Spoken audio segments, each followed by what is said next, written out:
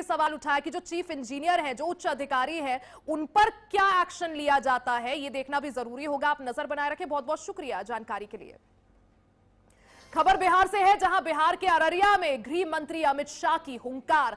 घुसपैठ पर केंद्रीय गृह मंत्री अमित शाह का कड़ा प्रहार। पूरे सीमांचल को घुसपैठियों से मुक्त करेंगे, ऐसा अमित शाह ने कहा है। एक एक घुसपैठिए को चुनकर भारत से बाहर भेजेंगे।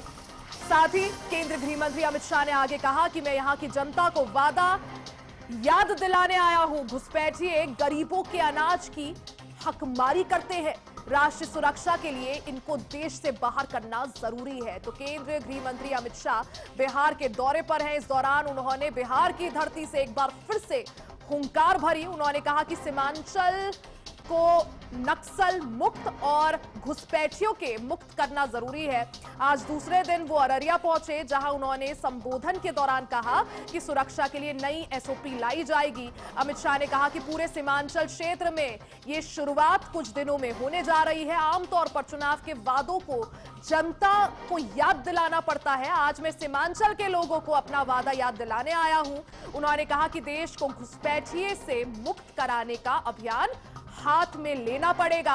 उन्होंने दोहराया कि प्रधानमंत्री मोदी के नेतृत्व में भारत की आंतरिक सुरक्षा नीति जीरो टॉलरेंस की है। आतंकवाद हो या फिर वामपंथी उग्रवाद, किसी को भी बर्दाश्त नहीं किया जाएगा। बिहार के सीमांचल के क्षेत्र में आया हूं, तब मैं बिहार की जनता को भी कहना चाहता हूं कि हमने चुनाव में बिहार की जनता को वादा किया था कि हम बिहार को घुसपैठियों से मुक्त करेंगे।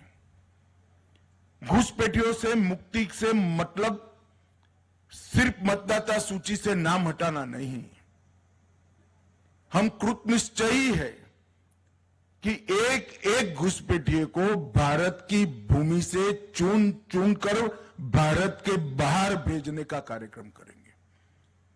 और भारतीय जनता पार्टी स्पष्ट कर देना चाहती है, मेरी सरकार भी स्पष्ट करना चाहती है कि वादा चुनावी वादा नहीं है। नरेंद्र मोदी सरकार का ये दृढ़ संकल्प है कि पूरे देश को हम घुसपैठियों से मुक्त करेंगे। और ये पूरे सीमांचल क्षेत्र में ये शुरुआत कुछ ही समय में होने जा रही है। घुसपैठिए सीट हमारे चुनाव को प्रभावित नहीं करते हैं। गरीबों के राशन में भी वो हिस्सा ले जाते हैं। हमारी रोजगारी में भी हमारे युवाओं की सारी संभावनाओं को क्षीण करते हैं। और इसके साथ साथ राष्ट्र की सुरक्षा के लिए भी एक घुसपैठिए बहुत बड़ा चैलेंज है।